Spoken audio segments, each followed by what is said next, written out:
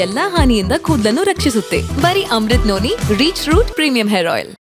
ನಾವು ಎಂತೆಂಥದ್ದೋ ಹೇಳ್ತೀವಿ, ಯಾಕೆ ವೋಟ್ ಹಾಕಿಲ್ಲ ಅಂದ್ರೆ ನಾನು ಬಿಸಿ ಅಂತ. ಇವರಿಗಿಂತ ಬಿಸಿ ಮಾಜಿ ಸಚಿವ ವಿ ಸೋಮಣ್ಣ ಅವರು ಕೂಡ ಮತದಾನ ಮಾಡಿದ್ದಾರೆ.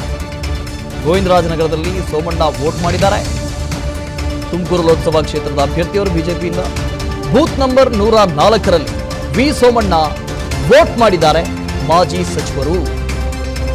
ಸಚಿವ ವಿ ಸೋಮಣ್ಣ ಮತದಾನ ಮಾಡಿದ್ದಾರೆ.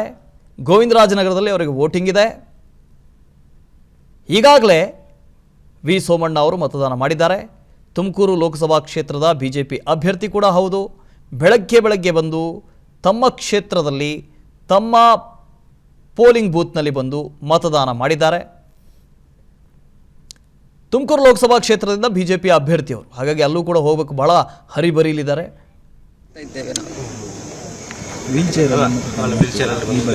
ಅಂದರೆ ನನಗೆ 2 ಗಂಟು ನೋವು, ನನಗೆ ಮತ ಹಾಕಲಿಕ್ಕೆ ತುಂಬ ಆಸೆ ಉಂಟು. ಅದಕ್ಕೋಸ್ಕರ ಮಗನ ಹತ್ರ ಹೇಳಿದೆ ನನ್ನ ಕರ್ಕೊಂಡು ಹೋಗಬೇಕು. ಹಾಗಾದರೆ ನಾವು ಬೇಗ ಹೋಗಿ ನಿಲ್ಲುವಮ್ಮ, ಆಗ ಅಷ್ಟು ರಶ್ ಇರೋದಿಲ್ಲ, ಬೇಗ ಹೋಗ ಅಂತ ಕರ್ಕೊಂಡು ಬಂದ ಮಗ.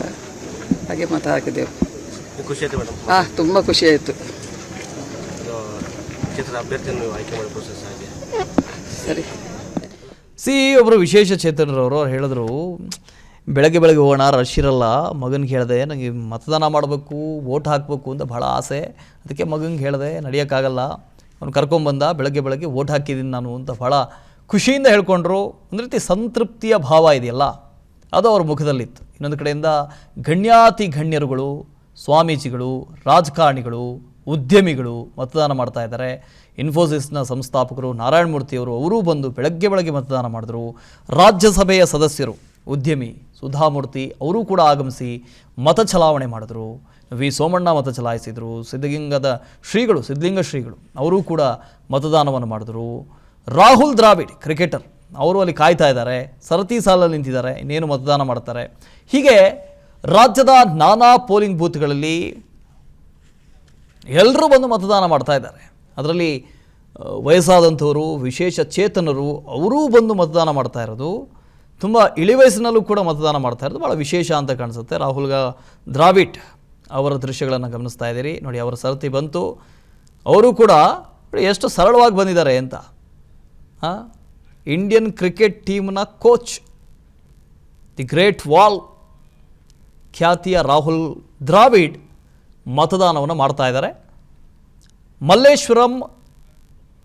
ನನ್ನ ಜೀವನದಲ್ಲಿ ನಾನು ಮಾತ್ರವಲ್ಲ, ನನ್ನ ಕೂದಲು ಕೂಡ ಆಗಿರ್ಬೇಕು ಸ್ಟ್ರಾಂಗ್ ಅಂಡ್ ಸ್ಟೈಲಿಶ್. ಬರೀ Amrit noni reach root premium hair oil ನೊಂದಿಗೆ.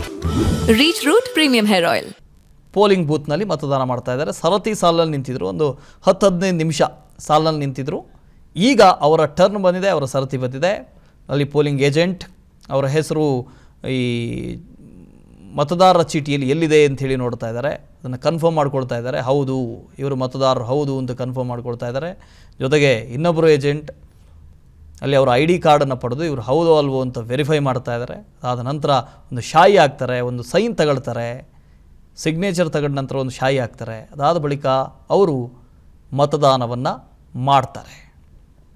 ಜೊತೆಗೆ ಪಕ್ಕದಲ್ಲಿ VVPAT ಇದೆ, ಅದನ್ನು ಗಮನಿಸಲೇಬೇಕು. ನೀವು ಯಾವ ಪಕ್ಷಕ್ಕೆ ಮತ ನೀಡಿದ್ದೀರಿ, ಪಕ್ಕದಲ್ಲಿ VVPATಲ್ಲಿ ಅದು ಬರುತ್ತೆ, ರಿಫ್ಲೆಕ್ಟ್ ಆಗುತ್ತೆ, ಅದೇ ಮತ ಬರಬೇಕು.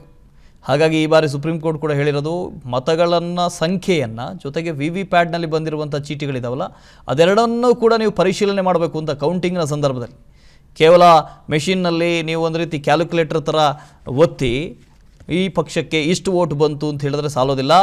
VVPATನ ಕೂಡ ವೆರಿಫೈ ಮಾಡಬೇಕು, ಎರಡರ ಜೊತೆ ನೀವು ತಾಳೆ ಮಾಡಬೇಕು. ಅದಾದ ಬಳಿಕವಷ್ಟೇ ಅಂತಿಮ ಫಲಿತಾಂಶವನ್ನು ಕೊಡಬೇಕು ಅಂತ ಹೇಳಿದ್ದಾರೆ.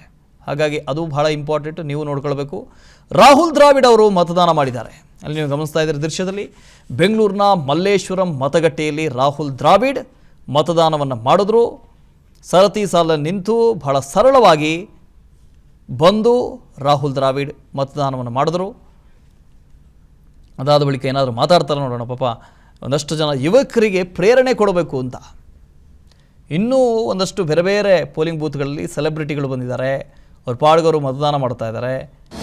ಅನುಕ್ಷಣದ ಸುದ್ದಿಗಳಿಗಾಗಿ ವಿಸ್ತಾರ ನ್ಯೂಸ್ ಯೂಟ್ಯೂಬ್ ಚಾನೆಲ್ ಸಬ್ಸ್ಕ್ರೈಬ್ ಮಾಡಿ. ಹೊಸ ಸುದ್ದಿಗಳ ನೋಟಿಫಿಕೇಶನ್ಗಾಗಿ ಬೆಲ್ ಐಕಾನ್ ಕ್ಲಿಕ್ ಮಾಡಿ.